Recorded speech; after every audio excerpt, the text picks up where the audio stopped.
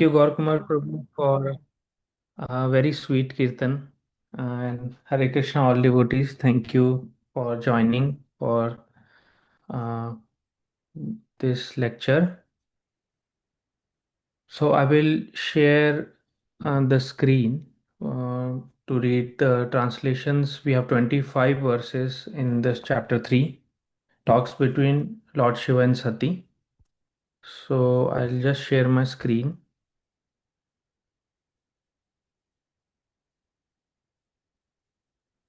Are you able to see? Yes, Prabhu. Yes, Prabhu. Okay, so there are 25 verses. We can have three devotees, 10, 10, and 5 each. So can someone please start? I can start, Prabhu. Yes, Prabhu. So you said 10, 10, and 5, right? Yeah, yeah. Okay. Um, Talks between Lord Shiva and Sati. Maitreya continued. In this manner, the tension between the father-in-law and son-in-law, Daksha and Lord Shiva, continued for a considerably long period. When Lord Brahma appointed Daksha the chief of all the Prajapatis, the progenitors of population, Daksha became very much puffed up. Daksha began a sacrifice called Vajapeya, and he became excessively confident of his support by Lord Brahma. He then performed another great sacrifice called Brihaspati Sava. While the sacrifice was being performed, many B- Brahma rishis, great sages, ancestral demigods, and other demigods, their wives, all were very nicely decorated with ornaments attended from different parts of the universe. The chaste lady, Sati, the daughter of Daksha, heard the heavenly denizens flying in the sky conversing about the great sacrifice being performed by her father.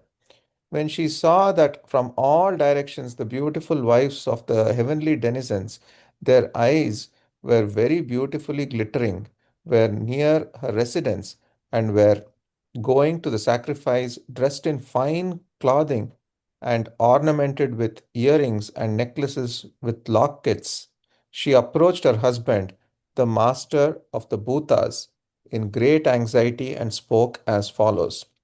Sati said, My dear Lord Shiva, your father in law is now executing great sacrifices, and all the demigods, having been invited by him, are going there. If you desire, we may also go. I think that all my sisters must have gone to this great sacrificial ceremony with their husbands just to see their relatives. I also desire to decorate myself with the ornaments given to me by my father and go there with you to participate in that assembly. My sisters, my mother's sisters, and their husbands, and other affectionate relatives must be assembled there. So, if I go, I shall be able to see them, and I shall be able to see the flapping flags and the performance of the sacrifice by the great sages. For these reasons, my dear husband, I am very much anxious to go. Jagannath Gopal Prabhu. Yes, Jagannath Gopal Prabhu. This manifested cosmos is a wonderful creation of the interaction of the three material modes or the external energy of the Supreme Lord. This truth is fully known to you. Yet I am but a poor woman, and as you know, I am not conversant with the truth. Therefore I wish to see my birthplace once more. O never born, O blue throated one, not only my relatives, but also other women, dressed in nice clothes and decorated with ornaments, are going there with their husbands and friends. Just see how their flocks of white airplanes have made the entire sky very beautiful. O best of the demigods, how can the body of a daughter remain undisturbed when she hears that some festive event is taking place in her father's house? Even though you may be considering that I have not been invited, there is no harm if one goes to the house of one's friend husband, spiritual master, or father without invitation. O immortal Shiva, please be kind towards me and fulfill my desire. You have accepted me as half of your body. Therefore, please show kindness towards me and accept my request. The great sage Maitreya said, Lord Shiva, the deliverer of the hill Kailasa, having thus been addressed by his dear wife, replied smilingly, although at the same time he remembered the malicious, heart piercing speeches delivered by Daksha before the guardians of the universal affairs. The great Lord replied, My dear beautiful wife, you have said that one may go to a friend's house without being invited, and this is true, provided such a friend does not find fault with the guest because of bodily identification and thereby become angry towards him. Although the six qualities Although the six qualities education, austerity, wealth, beauty, youth, and heritage are for the highly elevated, one who is proud of possessing them becomes blind, and thus he loses his good sense and cannot appreciate the glories of great personalities. One should not go to anyone's house even on the consideration of his being a relative or a friend, when the man is disturbed in his mind and looks upon with the guest with the raised eyebrows and angry eyes. Lord Shiva continued, If one is hurt by the arrows of an enemy, one is not as aggrieved as when cut by the unkind words of a relative, for such grief continues to rend one's heart day and night. My dear white complexioned wife, it is clear that of the many daughters of Daksha, you are the pet, yet you will not be honored at his house because of your being my wife. Rather, you will be sorry that you are connected with me. I think Megha Mataji had raised her hand earlier. Yeah, thank you, Prabhu. If someone else has raised, I'm happy if they want to go. You can go ahead, Mataji. You can finish off the chapter. Thank you. One who is conducted by false ego and thus always distressed, both mentally and sensually, cannot tolerate the opulence of self realized persons. Being unable to rise to the standard of self realization, he envies such person as much as demons envy the Supreme Personality of Godhead. My dear young wife, certainly, friends and relatives offer mutual greetings by standing up, welcoming one another, and offering obeisances. But those who are elevated to the transcendental platform, being intelligent, offer such respects to the supersoul who is sitting within the body, not to the person who identifies with the body. I am always engaged in offering obeisances to Lord Vasudeva in pure Krishna consciousness. Krishna consciousness is always pure consciousness, in which the Supreme Personality of Godhead, known as Vasudeva, is revealed without any covering. Therefore, you should not see your father, although he is the giver of your body, because he and his followers are envious of me. Because of his envy, O most worshipful one, he had insulted me with cruel words, although I am innocent. If in spite of this instruction you decide to go, neglecting my words, the future will not be good for you. You are most respectable, and when you are insulted by your relative, this insult will immediately be equal to death. Thank you, dear readers. I'll quickly do a Mangalacharan, then we'll start the discussion. ॐ अज्ञानतिमिरन्दस्य ज्ञानाञ्जनशलाकया चक्षुरुन्मिलितं येन तस्मै श्रीगुरुवे नमः। श्रीचैतन्यमनोभीष्टं स्थापितं येन भूतले स्वयं रूपा कदा मह्यं ददाति स्वपदान्तिकम्।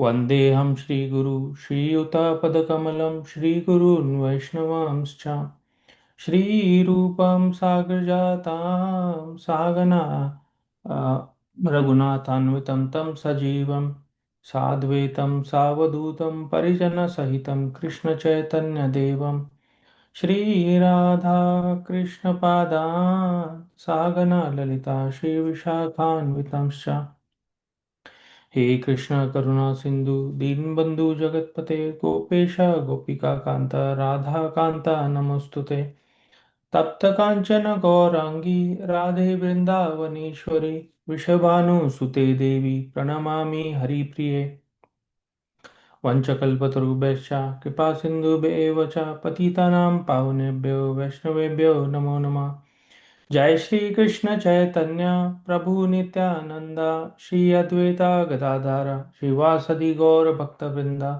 हरे कृष्ण कृष्ण कृष्ण हरे हरे हरे राम राम राम हरे हरे हरे कृष्ण कृष्ण कृष्ण हरे हरे राम राम राम हरे हरे कृष्ण कृष्ण कृष्ण हरे राम राम राम हरे नमां विष्णुपदाय कृष्णप्रेष्ठाय भूतले श्रीमते भक्तिवेदांत स्वामिनीति नामिने नमस्ते सरस्वती देवे गौरवाणी प्रचारिणे निर्विशेष शून्यवादी पाश्चात्य देशतारिणे यं प्रव्रजन्तम् अनुपेतपेतकृत्यं द्वैपायनो विरह कथारजुवा पुत्रेति तन्मयतया तरोभिन्यतस्तं सर्वभूतारिदं मुनिम् अनतोऽस्मि यस्वानुभावम् अखिलश्रुतिसारमेकम् अध्यात्मदीपम् अतितीर्षतं तमोऽन्धं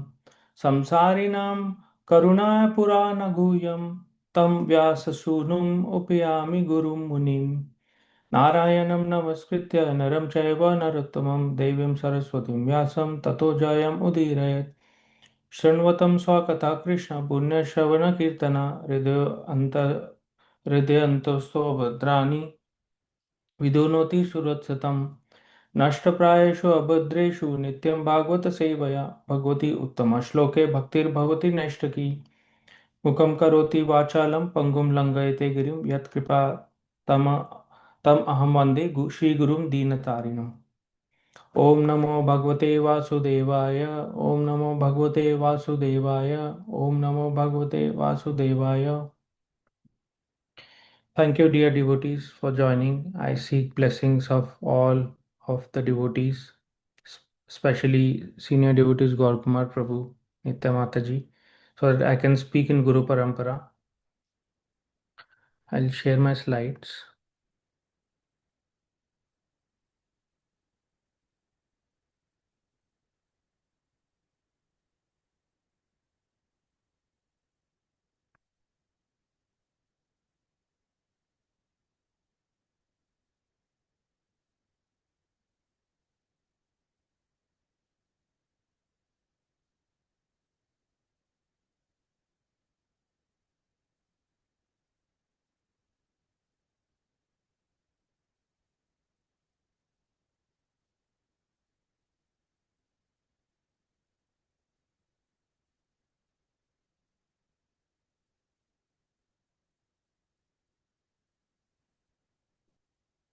Hare Krishna devotees, are you able to see my slides?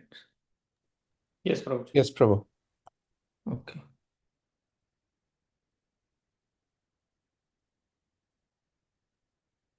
So we are discussing chapter 3, talks between Lord Shiva and Sati. So I'll do a quick recap of what we had discussed earlier in earlier sessions. So in Srimad Bhagavatam, 3rd canto, 21st chapter, Vidura asked Maitreya Muni to speak about Swayambhuva Manu's dynasty. Maitreya Muni first described about Manu's second daughter Devahuti, her marriage with Kardama Muni, and their son Lord Kapila's teachings, but the descendants of Devahuti's daughter were not described that time. So in 4th canto, chapter 1, Maitreya Muni describes the lineage of Devavati's daughters and also that of Manu's other two daughters, Akuti and Prasuti. So Akuti was married to Ruchi and Prasuti to Daksha. While describing descendants of Swayambhu Manu, Maitreya Muni ended with Daksha's hatred towards Lord Shiva. So that evoked a doubt in Vidura. So in chapter 2, 4.2, Vidura inquired about two things to Maitreya Muni. So, what are the two things? Those were the dissension between Lord Shiva and Daksha, and why the strife between Lord Shiva and Daksha caused Sati to give up her body. So, I'll summarize the events which happened in chapter 2. So, in the great sacrifice held by leaders of the universe, Daksha was welcomed by everyone, but Lord Shiva remained seated. Daksha insults and curses Lord Shiva. And then Nandishwar, who is carrier of Lord Shiva, he counter curses Daksha and his followers. And then Bhrigumuni curses Lord Shiva's followers. Subsequently, Lord Shiva becomes morose and departs, and the yajna is completed. So, in this chapter 3 has the following three sections. Verse 1 to 4, Daksha starts another sacrifice. 5 to 14, Sati tries to convince Lord Shiva to go to the sacrifice. And the last section from 15 to 25, explaining Lord Shiva's reasons not to go for the sacrifice. So, Maitreya Muni answers the second question asked by Vidura earlier, that why the strife between Lord Shiva and Daksha caused Sati to give up her body. So the main reason for Sati to give up her body was definitely Daksha did not invite Lord Shiva for the event of the sacrifice. So generally, when any yajna is conducted, first of all, the yajna is meant to please or pacify Supreme Personality of Godhead, Vishnu. So whenever a yajna is conducted, all the demigods, Lord Brahma, Shiva, Indra, Chandra, etc., and so on, they are also invited and they take part. Unless all the demigods are present the yajna is not completed. But in this case, Daksha started the yajna, but he did not invite Lord Shiva. So we can see that Daksha was very, very much proud of because he was a chief Prajapati, progenitor, employed by Lord Brahma, and he also had a high position, and he was also coming in a heritage, very exalted heritage. So we can see when a man becomes too proud of his material positions, he can perform any disastrous acts. So Daksha definitely acted out of his false prestige. He performed a sacrifice known as Vajapeya, and he was very confident of the support of Lord Brahma. And then subsequently, he performed another sacrifice, Brahaspati Sava. And according to the Vedic scriptures, demigods are eligible to take part in yajna and share the oblations. Like mentioned before, yajna is meant to please Lord Vishnu, but Vishnu includes all his devotees, Brahma, Shiva, and other demigods. Like Srila Prabhupada sometimes give an example of a king. When we talk about a king, king doesn't just means just the king by himself, but with his paraphernalia. So similarly, these demigods all are obedient servants of Vishnu. So Lord Vishnu is never satisfied without them. But Daksha, being puffed up with his power, wanted to deprive of Brahma and Shiva of their participation in yajna. And he thought that if one satisfies Vishnu, it is not necessary to satisfy his followers. In Shrimad Bhagavatam, Canto 11, Krishna says, Mad Bhakta Puja Abhidhika. The worship of my devotees is better than worship of me. And also in Shiv Puran, it is mentioned that the best mode of worship is to offer oblations to Vishnu. That is the best, but even higher than that is to worship the devotees of Vishnu.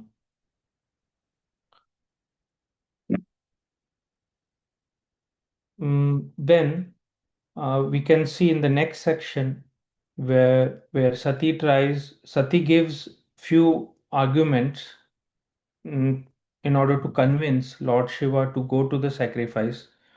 So we'll see the details of it in this section, that how initially when Sati heard that heavenly denizens that they are conversing about the sacrifice being held by her father Daksha, and saw that they were very much well dressed, ornamented, wives of Upadevas like Kinnaras, Gandharvas, etc. So she was impelled to dress and go.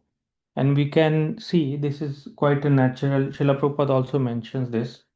It is a natural inclination of a woman to get dressed and go for social events. And she gives multiple arguments to convince Lord Shiva to accompany her to go to the sacrifice.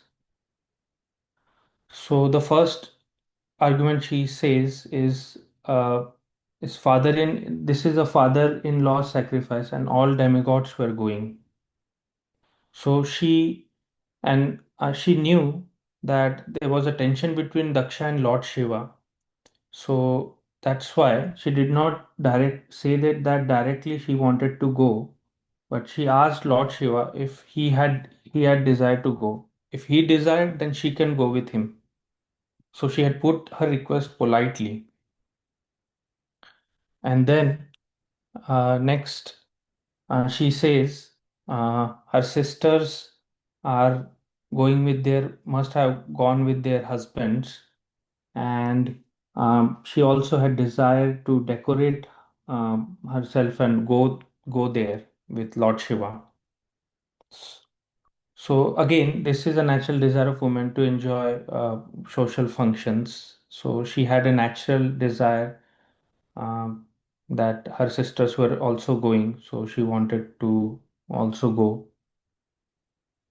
And the next argument, she says that she will be able to see her family and relatives, her mother, sisters, aunts, and other relatives, and also she will be able to see the best sacrifice conducted by the great sages. And the next, she says to Lord Shiva that you know the truth, that this world is a creation of Lord's Maya. Uh, uh, but as a poor woman, not conversant with the truth, she had desired to see her birthplace. So she said that to Lord Shiva. And subsequently, she also said not only my relatives, but also other ornamented women are also going with their husbands. And this festivity was visible in the sky with moving swan-like airplanes. So it was quite a graphic description given in the translation. And then she says to Lord Shiva that you are Siti Kantha, blue-throated, or also Kalakantha or Nilakantha. So by just as Lord Shiva showed kindness to others during the Samudra Manthan Leela, he drank the poison. So just as he showed kindness to others, so please also show kindness to me. Then she says, how can a daughter be undisturbed hearing of a festive event at her father's house? So there was a very big this festive event going to happen, and how so it was a very natural that how could she be undisturbed hearing of such a festive event. And also she says there is no harm in going to the house of a friend, husband, guru, or father without invitation. And the last argument, she says that you are known to be merciful, easily pleased. Ashutosh is one of the names of Lord Shiva. You are known to be merciful. Therefore, please show kindness towards me. And also, you have accepted me as half of your body. So please oblige me. So these were the arguments which Sati gave to Lord Shiva, that she tried to convince Lord Shiva to go to the sacrifice. And then we can see in the next section that how Lord Shiva reasons not to go for the sacrifice. So Lord Shiva, after hearing these arguments from Sati, replied smilingly while remembering Daksha's harsh words. So he was remembering the strong words, he was sorry at heart.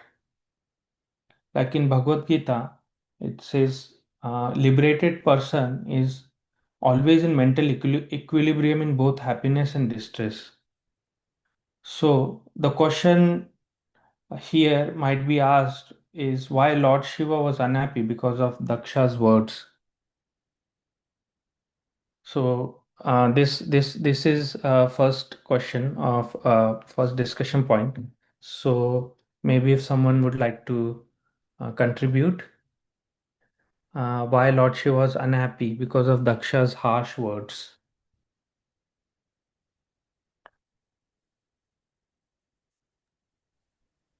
Maybe Uh, because he was not unhappy for his own sort of gratification, but he knew that if he's insulted, then Sati will feel bad. Maybe, I don't know. Just guessing. Mm-hmm. Also, he Yes. was, I mean, my answer is that he was unhappy because of seeing, because pure devotees are extremely compassionate. And when they see someone with so much pride, they become unhappy. And to correct them, they take certain actions. So he was unhappy because of Daksha's pride. Mm-hmm. Thank you, Prabhu. Yes. Uh, so Manan Prabhu had raised his hand. yeah. Yes, Manan Prabhu. Um, I mean, to me, it doesn't seem that he's unhappy because it says that he smiled as he thought about that incident. So it doesn't seem to be like, all worked up about it. He seems to be quite pleasant about that. He may be concerned about what happened, but I don't know if he was actually unhappy about it. So actually, Srila Vishwanath Chakravarti Thakur says, uh, sorry, this is the next slide. Yes. So, Lord Shiva is Atmaram. He is situated in complete self-realization. But because of his Guna avatar of Krishna, incarnation in charge of Tamoguna, he is sometimes affected by pains and pleasures of material world. So there is, so that's what Srila Vishwanath Chakravarti Thakur says, and Srila Prabhupada mentions about this in the purport. So that's what I understood from this, and I think what Manan Prabhu was saying that initially, like Shiva replied smilingly while remembering Daksha's words when Shiva replied to Sati, but I think I think I'm not fully sure if that means he was happy. He was initially also in I think chapter second it was mentioned he became morose and he left. So I think he was unhappy from this point of view, and this is the reason from the Srila Prabhupada explains from the purport as per Srila Vishwanath Chakravarti Thakur. So so we can see there is a difference between pains and pleasures of material versus spiritual world. So in the material world is a perverted reflection of spiritual world. In material world, everything is contaminated by modes of material nature. So that's why there are feelings of pains and pleasures. But in spiritual world, it's qualitatively absolute. The manifestation is full of bliss. For example, in Damodar Lila, Krishna was chastised by Yashoda Maya and he cried, but his act of crying was not in mode of ignorance, but it was fully transcendental pleasure. So in the spiritual world, everything is absolute, it's eternal bliss. So that is the understanding which I got from the purport regarding the pains and pleasures of material versus spiritual world. But thank you, Jagannath Gopal Prabhu and Gorkama Prabhu, for your inputs. So those also were interesting inputs for this question. So we'll see. Next, we'll see the reasons which Lord Shiva gives now for not going for the sacrifice. And the first one was Daksha as being fault finder host. So Lord Shiva says it is true that one could go to a friend's house uninvited, provided he does not find faults and becomes angry with him.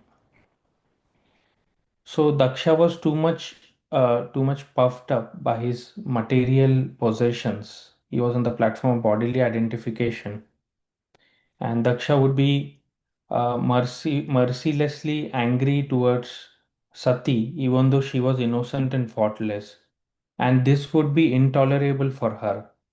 So that's why Lord Shiva said better not to go. And this was especially in the context that it was experienced by Lord Shiva earlier when Daksha spoke harsh words to him. So, and then in the next reason, Lord Shiva.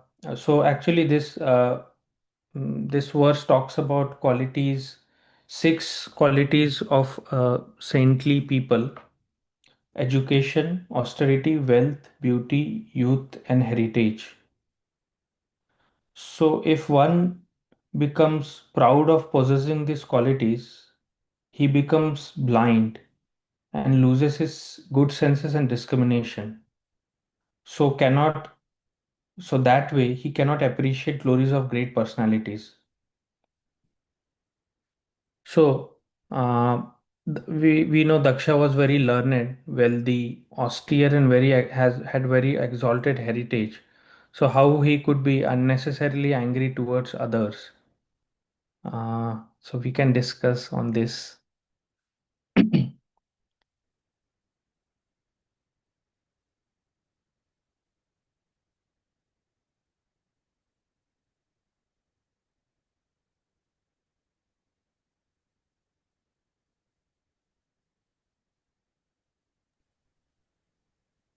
I guess he's the typical example of the verse by Kunti Maharani, Janmaishwarya Shruta Shribir, because he had a lot of false pride because of being at the stage where he was. Yes, beautiful, Prabhu. Thank you. And that was right there. So he was puffed up with possessing these qualities, and Srila Prabhupada mentions about an example in the purport that it how it produces bad result. Give like for example, milk is good, but when it is touched by envious serpent, then it becomes poisonous. So in similar way, if someone has these qualities, but if he gets puffed up, so it produces bad result. And as Jagannath Gopal Prabhu mentioned about the prayers of Kunti Maharani, so she calls Krishna as Akinchan Gochar in those prayers. One Akinchan Gochar means one who is easily approached by those who are bereft of all material acquisitions. So these qualities become glorious when used in serving Supreme Personality of Godhead Krishna. For example, there's a famous example given in this context. Like these qualities are like so many zeros, and if we use them in serving Krishna, it's like adding one in front of them, so it has a value. If there is no one, even if there are like thousands of zeros, it has no value as such in actual sense. So next, uh, Lord Shiva says one should not go to anyone's house, even father's, if the person is disturbed in mind and looks at his guest with raised eyebrows and angry eyes. So even a person, however low-minded he may be, he is affectionate towards his children, wife, and so on. Ultimately, Sati was a daughter of Daksha. So, however cruel and contaminated he might be, it was expected that he would have received her nicely.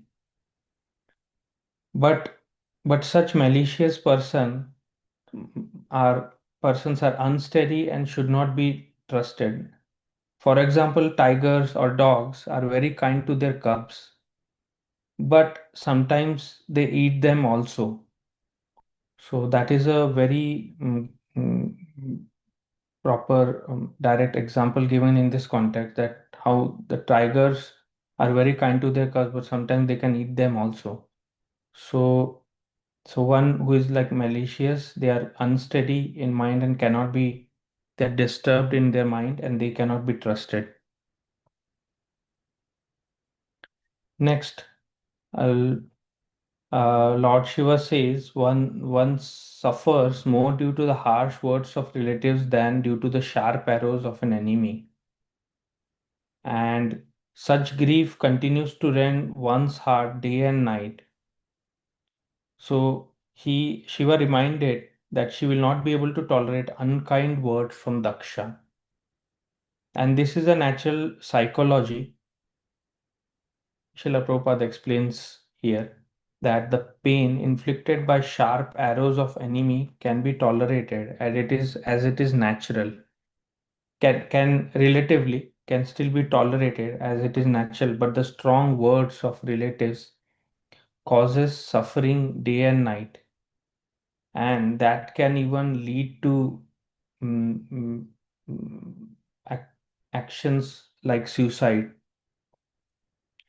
So, it's a natural psychology that the pain inflicted by strong words of any relatives, that has more potency to cause more suffering than even sharp arrows of an enemy.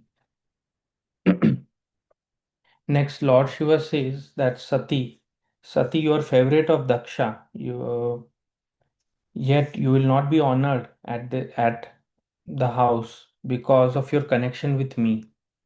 And so there was every chance of catastrophe, even if she wanted to go alone. Therefore, Shiva indirectly requested her not to go.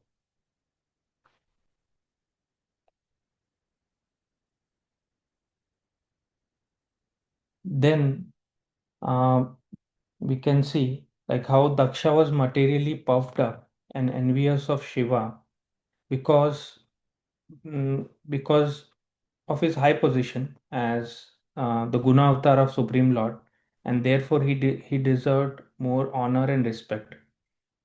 So Daksha became puffed up because of the material possessions he had, and envious of Shiva because of his high position.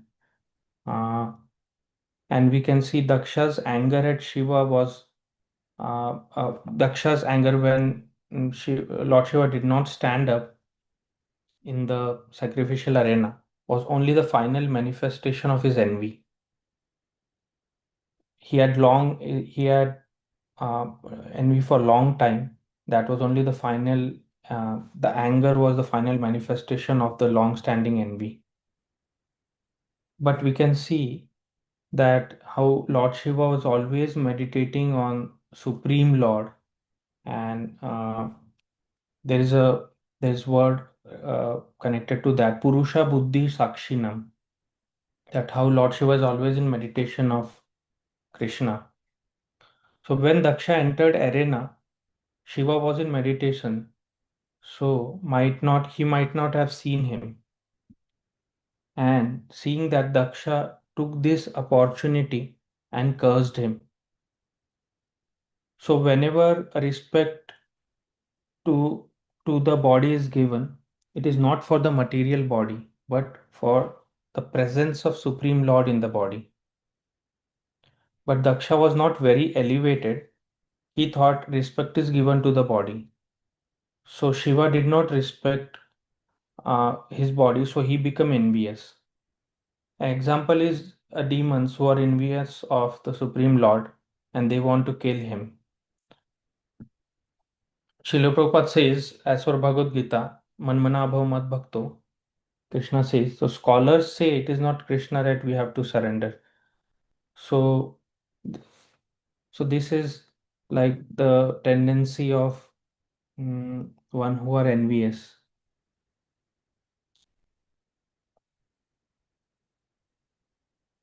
Next, it can be argued that Daksha was father-in-law and it was duty to offer him respects. Uh, and unintelligent people greet each other with bodily consciousness only. Are you covering a different slide, bro? Because I still see Lord Shiva's reasons not to go for sacrifice. Yes, yes, that it's the same Prabhu, but it's the respecting super soul reason. Oh, acha. I'm Oh, yeah, yeah. highlighting Oh, the okay. reasons. Yeah, Got yeah. it, So got it, it's the got it. respecting super soul. Makes sense, makes sense. So, Yeah. so Daksha was, so we can argue here that Daksha was father-in-law of Lord Shiva, and it was uh, Shiva's duty to offer him respect. But it is also understood that unintelligent people greet each other with bodily consciousness only. Only the elevated persons, like Lord Shiva, offer respects to super soul within the body, not to the person who identifies with the body. So, because Shiva was always absorbed in lotus feet and meditation of Supreme Lord, and even by not glancing at Daksha upon his arrival, Daksha was respected. So that was actually exalted position of Lord Shiva, that he was always absorbed. He was respecting the super soul within Daksha.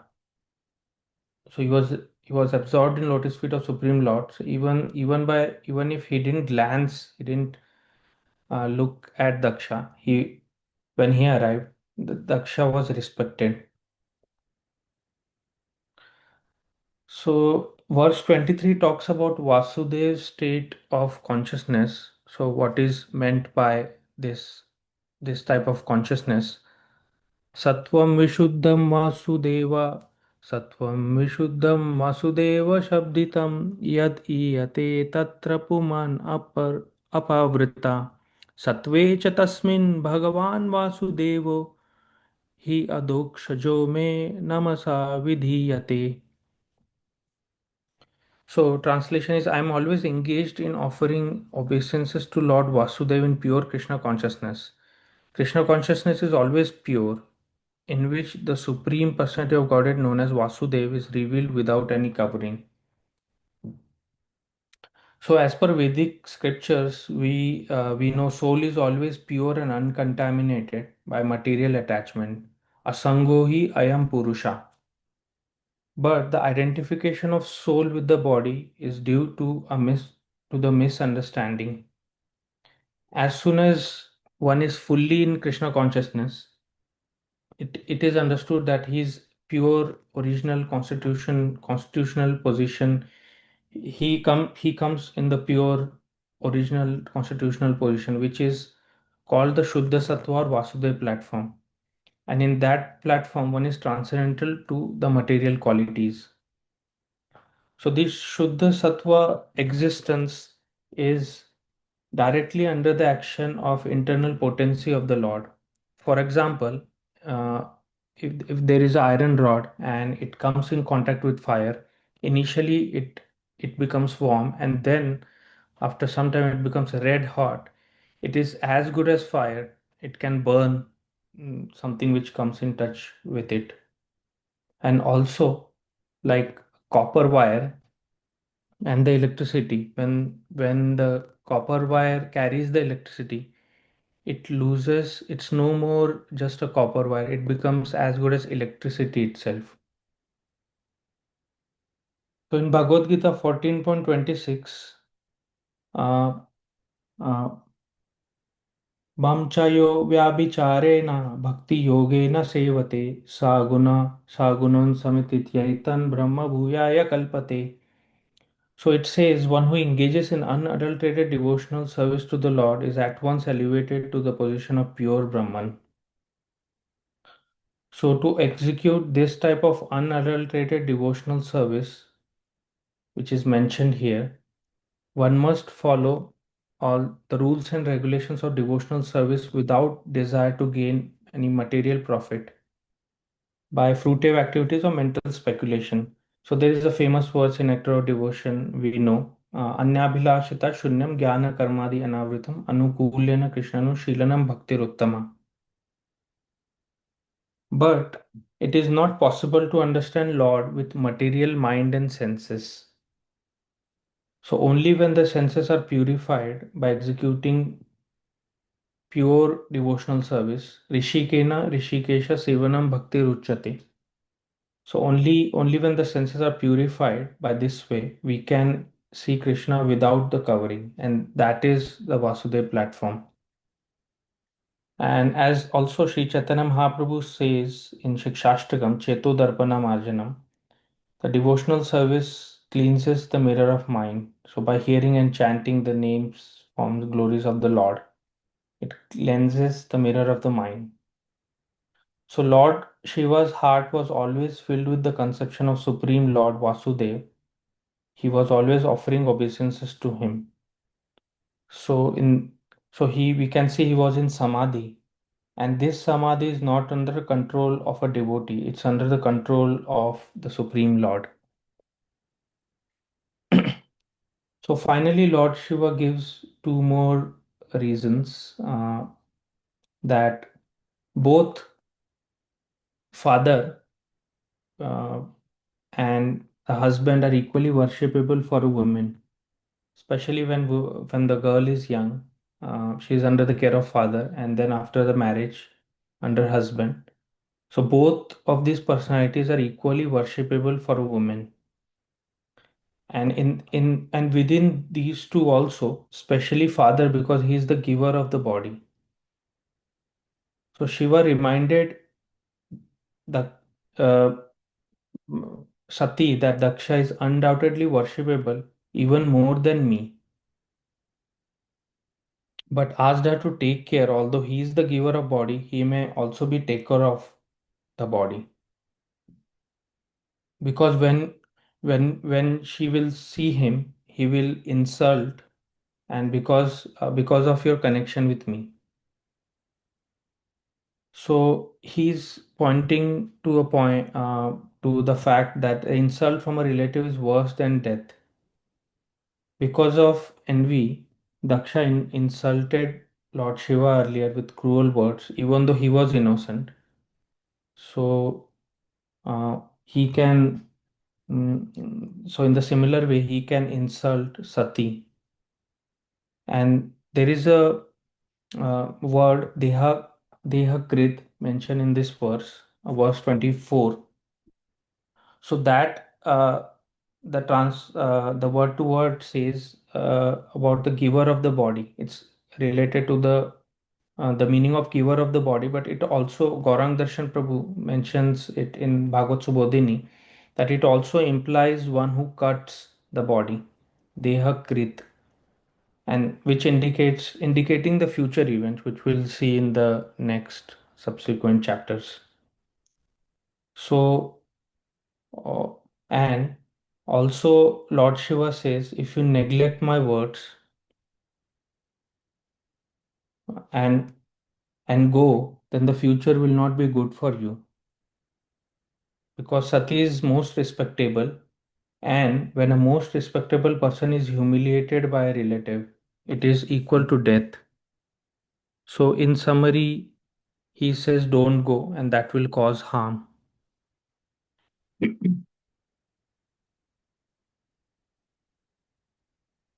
So in this section, when I was preparing and meditating, I thought of uh, a theme. I heard a lecture from Radhesham Prabhu related to this, and he was talking about uh, the three kinds of experiences when we connect with people. So it is related to verse number 18, where Lord Shiva says not to go to the host who is unkind and who is disturbed. Basically, not one should not go to anyone's house if person is disturbed in mind and looks at guests with raised eyebrows and angry eyes. So, whenever we welcome somebody, raising of the eyebrows. So there are essentially two ways. One is a favorable way, and other is not so favorable way. Like uh, like when Jai Vijay saw four Kumaras coming to the door of Vaikuntha, they had uh, their eyebrows were raised, they had stout nose and red eyes, so they were looking like with suspicion. And the inner state of, so we can say the inner state of heart is expressed through facial expressions like speech tone, and how we deal the dealings, and we can determine based on that if you are welcomed or not. And in some places we also say face is index of the mind. So Radhesham Prabhu gives an example like when we are welcoming some devotee to the temple, and we can handle this into, there can be two scenarios. For example, first is we can say that the prasad, for example, the prasad is only served 2 times a day and we are not sure if the guest house will be available for the devotee. So what can we decode from this? So we can surely say it is not so favorable kind of welcome. But if we say that that devotee can stay in the room, even if the guest house is not available, he can stay in the room, and the prasad can be arranged. Even if at 2 times he can be given some Rajbhog prasad, which will be a special prasad for him. So in this case, it is more favorable welcoming, and having you is, so in this case, having the devotee, the feeling is, the importance is given on, like when we are having the date, it will be so nice, and we don't want to miss this opportunity to have him. So the best thing to do when we are not wanted is best to not push oneself to go there. Like that's what Lord Shiva is telling Sati in this context. So there are three kinds of experiences when we connect with the people in the world. First is uplifting, second is neutral, and third is non-uplifting. So in the uplifting experience, it's always sought, we feel nice, and it brings us one step closer to Krishna. And also it helps in little bit in making our behavior and speech better. But in neutrality, it doesn't, we don't gain anything in the sense of the nourishment from it, uh, and it is more out of duty. And so sometimes if we, so one example can be that we may feel like I'm supposed to deal nicely. So for example, if someone, we are serving prasad to someone, we can just say here Hare Krishna and take this prasad, that's it. There's not much interactions on after that. And the third category is not uplifting, which is very bad. We can feel very discouraged, put off. We can have inferiority complex. We can feel good for nothing, and better to keep away. So in this case, it is better to keep away from such association, and uh, we need to look for association that is more uplifting. So Srila Rup Goswami says in Nectar of Devotion about three words: Sajatiya, Snigdha, and Satovara. So in that, Snigdha is affectionate kind of association. It is like ghee, it's very soft, and it is and we are excited to get more association. We feel blessed, fortunate, and we are very much looking forward for it. So Srila Vishwanath Chakravarti Thakur says about the raised eyebrows, that one who raises, any guest who raises their eyebrows, we should treat them as enemies. So this enemy is actually not in the absolute sense, but enemy who is progress, enemy who is enemy to progress for our progress in bhakti. So we can say like Prahlad Maharaj teaches us not to see difference between enemies and friends, but in this case, how Srila Vishwanath Chakravarti Thakur is saying about treating them as enemies. But for a devotee, we see everything whether it is anukul or pratikul for our bhakti. So it is not that he is an enemy, but in my current state of consciousness, he is an enemy. So when I become pure devotee, I have no enemies. So that's the understanding of a devotee.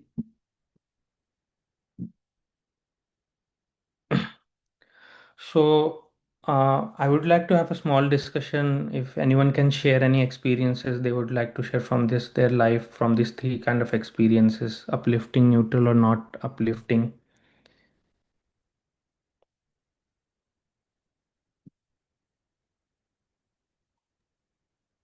So typically at work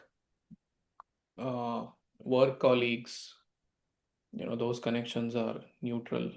Yeah, this is examples from any aspect of life, right? Not just Yes, Prabhu. spiritual. Yeah. Yeah, So any aspect. typically work. I mean, in work there is of course all these three are there, but more or less it's neutral. Like again, it also depends on uplifting. What do we mean by uplifting? Like uh, Mhm. that also is one thing to think about. How do we define uplifting? Because it is very broad and Mhm. yeah. But in general, I guess at least in terms of spiritual upliftment, workplace is where neutrality is there, and sometimes connecting with relatives is not very uplifting. It actually pulls us down. Some relatives who are not so much of well wishers or whatever, and whereas there are other kind of people who, even for that matter, colleagues can also be uplifting sometimes, or our friends that we have, and devotees, of course, right? And again, within devotees also there are all these three examples. Not that everyone is uplifting, everyone is neutral or not uplifting. So as you mentioned rightly that Rupa Goswami's recommendation, Sajatiya Ashe Snigdha uh, Bhagavad Bhakti Sangha, that is very important. So yeah, that's all. I think Megha Thank you, Mataji Prabhu. has something to say. Yes, Megha Mataji. Yes, Prabhu. So, what to do when you cannot leave people who are not uplifting? Like, let's say in office, if somebody is doing politics, right? And you cannot avoid people all the time, like in these situations, and it's actually not good for you, like spiritually also, because you take that consciousness home as well. So, what to do in that case? Yes, Mataji, very practical question. So I would say ideally as it depends on at which level we are on, but in general, it is better to do our best and keep away so that we are not affected by it. We try to contribute as much as we can, but not really getting negatively affected by it. But I can keep it open for other devotees also if to contribute.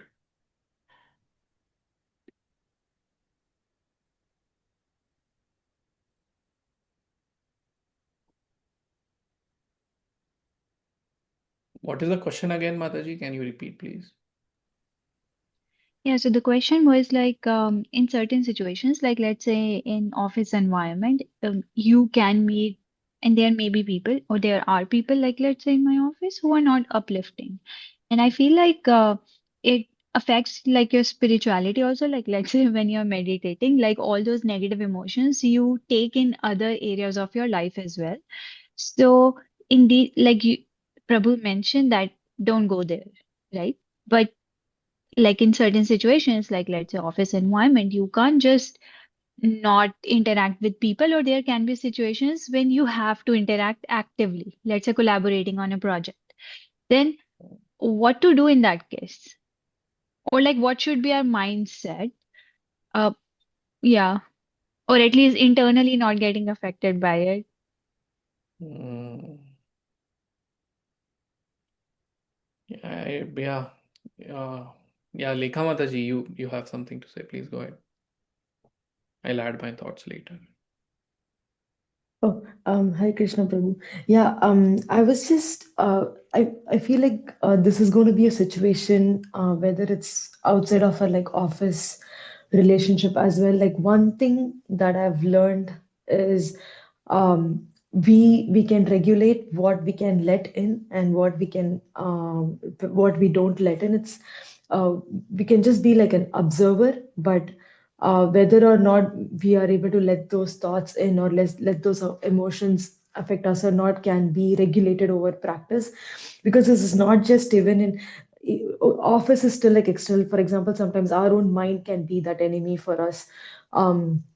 To me, personally, I've been in these situations, and just like trying to absorb chapter 6 of Bhagavad Gita has helped me regulate some of these decisions. And instead of approaching these situations emotionally, we can approach it logically. Okay, why are they doing it? Are they insecure? Are we posing a threat to them? Are they feeling um, insecure? Like everyone behaves that way because there is like some root cause.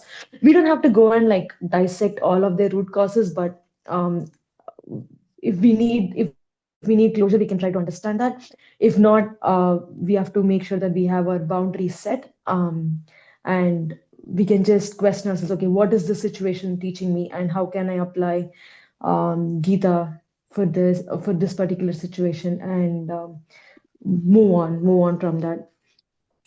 This is just like from my own experience. I don't know if this is like a valid approach or not, but just thought I'll share it.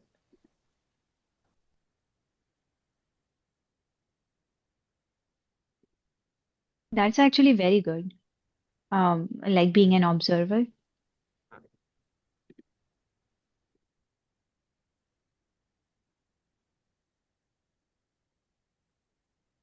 Yeah, Jagannath Gopal Prabhu, you wanted to say something? yeah, I mean, we often find ourselves in these kind of situations, and I guess we can't avoid such people, of course. But at the same time, it's if we it's not like somebody is constantly obnoxious. Like I have a colleague who is who may get angry very quickly, right? And when he gets angry, it causes material damage to people, and um, so it's he's not very accommodative in that sense. But again, it's not that he's always like that, constantly, 24/7 like that. So what I've learned to kind of deal with him in a way wherein I get the things done. At least I try to. I get the things done, and then that way we have a working relationship where he values the work I do, and I. It's not that he's technically bad. He's pretty good technically. So then that helps. I just take that aspect, and I go from there. And then I've observed that because I've been doing that, because I've been, you know, he might say something that might be very triggering for some, right? But then instead of getting triggered, I try to think of it objectively, in the sense that, okay, this is a good suggestion and I will incorporate that, and whatever, I'm just giving crude examples, but like really trying to understand where they are coming from and then going from there. And that has actually resulted in him, being he has started to become candid with me, actually. So then He has started to become candid. I'm able to see him more as a person, rather than just some non-uplifting colleague that I have to work with. So of course, still that it's a tightrope in the sense that if I think that, oh, now I know this person well, so if I become slack in my work, that I'll still get burnt. It's definitely going to be there, right? Even if slight things, you know I don't do the way he would expect, then definitely I'm going to get burnt, right? But then again, it's again the way I explain and things like that. And again, all of these things are, so if we find someone not uplifting, it's not always because of their, like, it's not always that they may be to blame. Sometimes I've found myself making a mistake, actually, myself actually behaving in such a way that I may not realize it, but it may be triggering to others. So that part is also there. So there are various ways to look at it. And then yeah, ultimately expecting that everything in this material world is going to be uplifting is a utopian idea, because this is the material world. This has been certified by Krishna as Dukhalayam Ashashvatam. Having said that, we cannot expect that everything will be nice and rosy around us. But within that, how we respond to that, how we try to go to the root cause of it. Um, yeah. So that will be helpful. Just some of my thoughts. Thank you, Prabhu. Very practical. And I also like the points by Lekha Mataji. Few thoughts which came in my mind along this discussion is, like you mentioned, we can try to understand and try our best in that situation, not get negatively affected by it. But also, if we are specifically in this example, when we are office work scenario, when if we are doing our work in a consciousness that it is actually in service to Krishna, I am doing this work as a offering, and we are sincerely trying to take shelter of Krishna, by the process of chanting, hearing, and so on, and also in guidance of our seniors. We can, uh, if we see it as a offering, then Krishna gives us intelligence, gives us the strength to cope up with such situations, and we can be able to handle without getting too much negatively impacted by it. Of course, it depends on the level in which we are in bhakti. Actually, I'm going to cover these two things in next few slides. For a devotee who is very advanced at Uttamadhikari stage, for them, then they are able to even face such situation without getting negatively affected by it. So thank you, devotees, for your contributions. I'll move ahead. It's already almost 10. I'll try to complete this pastime. Uh, so this is a story of Narad Muni with Daksha. So Narad Muni delivered the 10,000 Haryashvas and 1,000 Shavalashvas when they came to Narayan Saras. And those were the sons of the same Daksha we are talking about in this chapter. So we know Narad Muni is pure devotee. So when he delivered these devotees, Haryashvas and Shavalashvas, then Daksha became very wild and fuming with anger. But Narad Muni had a plan.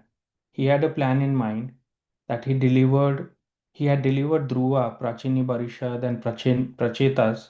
Daksha was also in the same lineage, and then why he should spare him. So Narad Muni thought, how that if I go now, and how will I go and show my face, and what will be his response? So it will be very deadly and Daksha will be very wild on me.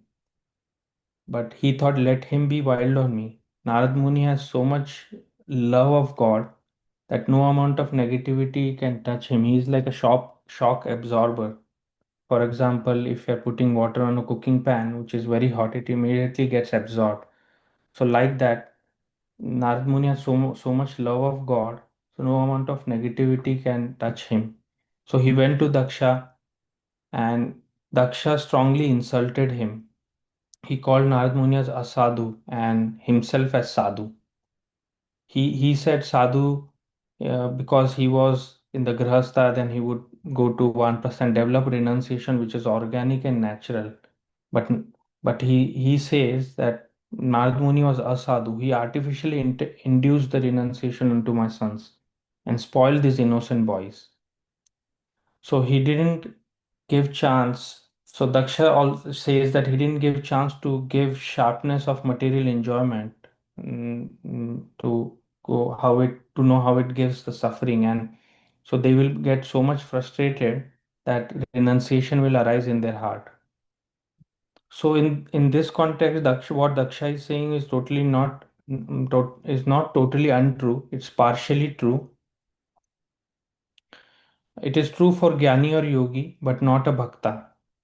For a Bhakta who has developed higher taste of Vasudev Parayana, they don't need to experience sharpness of material enjoyment to renounce the material world.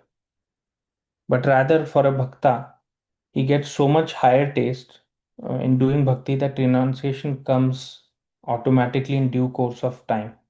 Like bhakti has two sons, Gyan and Vairagya. So the knowledge and renunciation comes, one who does bhakti. So Haryashvas and Shavalasvas truly developed the renunciation, and they were not artificially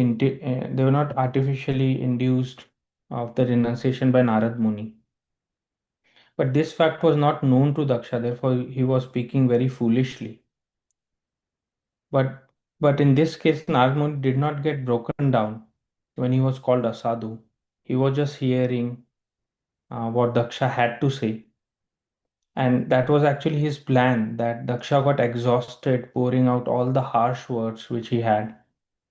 And after Daksha became exhausted of all the offenses to Narad Muni, he became repentant and humble. And then Narad Muni thought, when humility comes in the right time, when the humility comes, that is the right time to receive bhakti. So it's a last discussion point I have. Why did Lord Shiva tell Sati not to go, whereas Narad Muni went to meet Daksha? So in initial points, we saw how why Lord Shiva tells Sati that not to go by giving so many arguments. But in this case, which we just saw, Narad Muni went to meet Daksha.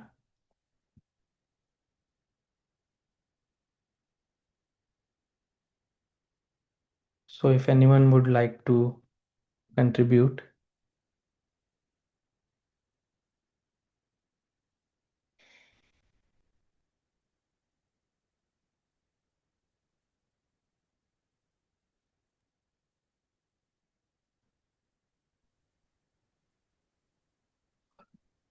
Why did Lord Shiva tell Sati not to go, whereas Narad Muni went to meet Daksha? Prabhu, is it because Lord Shiva, being the yogi he understood the mindset of both Sati and Daksha, and he was well aware that Ma Sati will be affected because Daksha was not in his like right attitude or right mindset. Yes, Mataji. Nice point.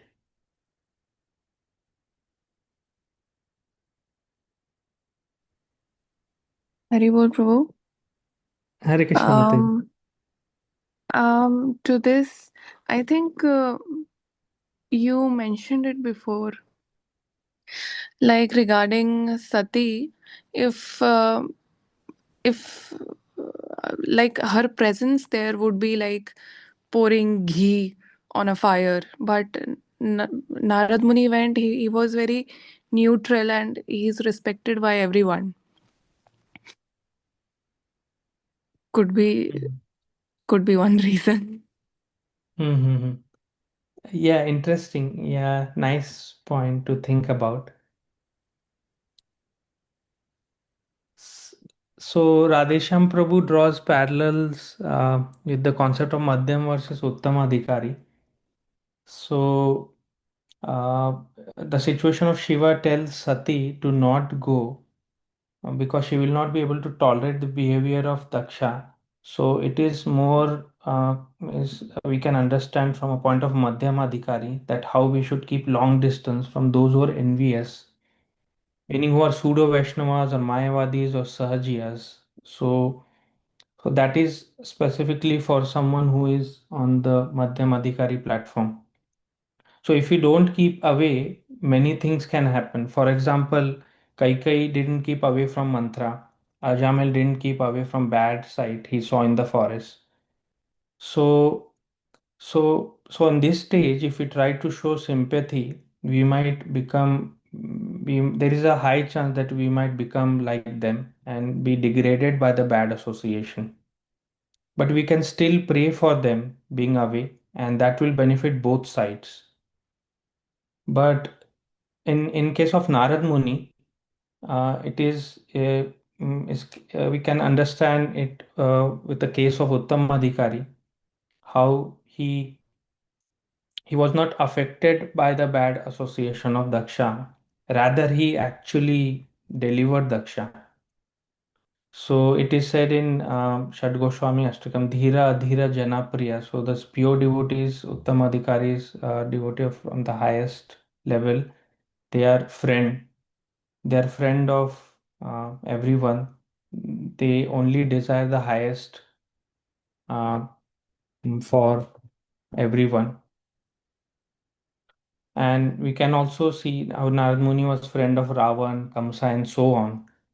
So these two are two opposite situations. How Lord Shiva tells Sati not to go. Narad Muni met Daksha.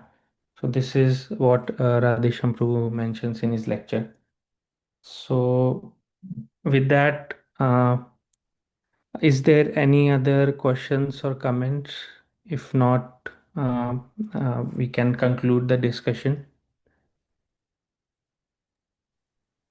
This was amazing, Prabhu. You've evolved so nicely. Now you've the way you posed questions and all the research that you've done with every point and how you are quoting our acharyas, Rupa Goswami and everyone. It was really amazing. And I really loved your questions actually. They were very, very thoughtful and not just about the Leela itself, but also about, practical life experiences.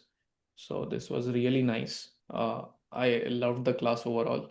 I was getting distracted a little in between with something, but then I was always, something gave me a reason to come back and continue hearing your class. So thank you so much. It was beautiful.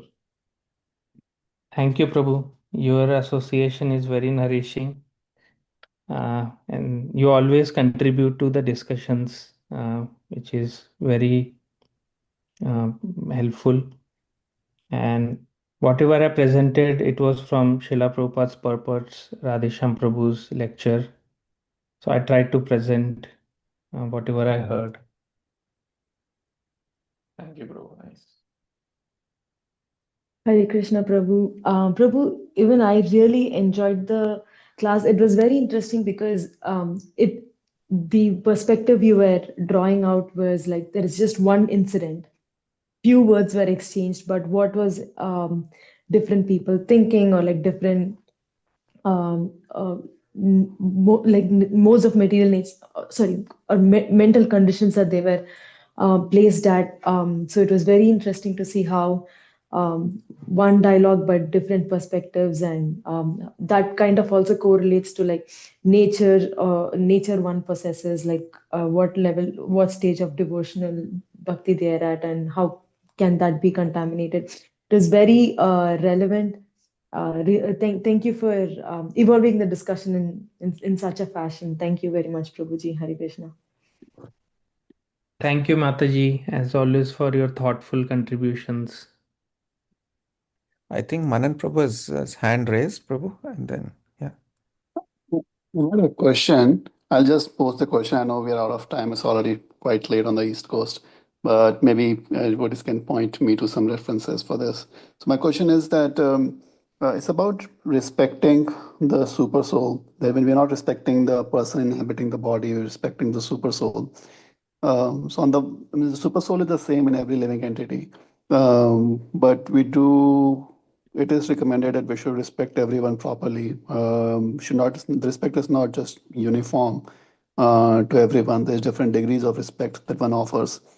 So how does one understand that this principle of respecting the super soul and principle of respecting everyone accordingly? So that was my question. Again, we may not have time to discuss that, but I would love to someday understand this better. Yes, Prabhu, thank you for the question. I think it's very interesting. Uh, yeah, we can, other devotees can also contribute. But I feel it depends, like for a Uttamadhikari respects everyone, no matter who they are. So that is the consciousness of devotee at highest platform. Uh, so that's what I would think, but I would mm, mm, want to research more on it, and also other devotees can contribute. We can discuss it more maybe later. So just quickly, two verses come to my mind, Prabhuji. I don't know if they're totally relevant here, but one is among the devotees, that verse from NOI, Krishniti yasya giritam manasadriyeta dikshasti chet prantibhis, something like that. So basically, if somebody is chanting the holy name, we offer respects to them mentally. If somebody is initiated, we offer them respects by bowing down to them. And if somebody is nindadi shunyam ridamipsita labdhya, totally devoid of any criticism in their heart, basically the pure devotees, to them we give all our heart and serve them, right? Serve them selflessly. That is what that verse says. That is one way of looking at it. The other verse that comes to my mind is from Bhagavatam, Gunadikan Mudam Lipsed, Anukrosham Gunadhamat, Maitrim Samanad Anvichen, Natapai Rabibhuyate. So, Gunadikan Mudam Lipsed. So, we become pleased by somebody who has more qualities than us, more good qualities than us. Basically, seniors, not necessarily more good qualities, the seniors. And then Anukrosham Gunadhamat, we are Sneha, we show affection to those who are junior. And then Maitrim Samanad, so we have friendships with those who are peers, and that way we can natapai rabi bhuyate, it says. One who follows this will not be affected by material consciousness or something like that. But again, we can also read that purport and go into more detail. Radhesham Prabhu had once quoted this verse, so that's why I it was a nice verse when he quoted that. That's why I thought I'll note it down. But yeah, these two verses come in mind. The details are, these are principles again, but I guess the details will be very time, place, and circumstance specific. So, yeah, just some of my thoughts. Yeah, thank you. That makes sense. But in all examples, and you're respecting the person inhabiting the body, right? Yeah, yeah.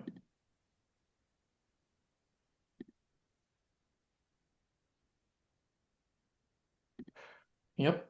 Okay. Okay. Thank you, bro. Thank you, dear devotees. Thank you, Nadia Kishore Prabhu, again for the beautiful discussion.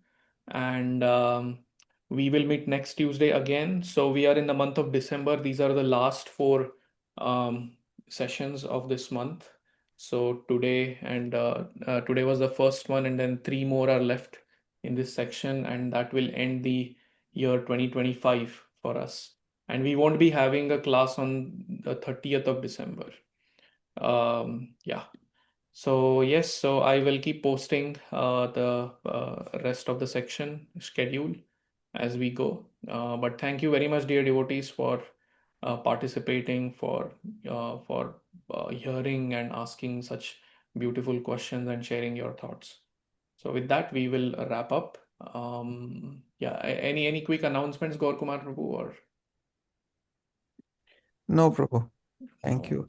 I just wanted to thank Nadia Kishore Prabhu for this amazing class, and so much effort has gone into the preparation of this class. Gauranga Darshan Prabhu's materials and Radhesham Prabhu's class. And so thank you, Prabhu, for taking the time. I know there was no time last week, but I don't know how you found time to prepare so nicely. It was very comprehensive. The practical aspect, the spiritual aspect, the scriptural aspect, everything was there. Thank you, Prabhu. Brilliant class. Love to hear again. Thank you. Haribol. Hare Thank you Krishna. for encouragement, Prabhu. Thank you. I just tried. Jai. Jai. Hare Krishna. वाञ्छाकल्पतरुभ्यश्च कृपा वंशकल्पतरुभ्यश्च कृपा सिन्धुभ्यैव च पतितानां पावनेभ्यो वैष्णवेभ्यो नमो नमः। अनंतकोटि वैष्णव वृंद की जय, श्रील प्रभुपाद की जय, की जय। ग्रंथराज श्रीमद् भागवतम की जय, हिज ग्रेस नादिया किशोर प्रभु की जय। वैष्णव वृंद की जय।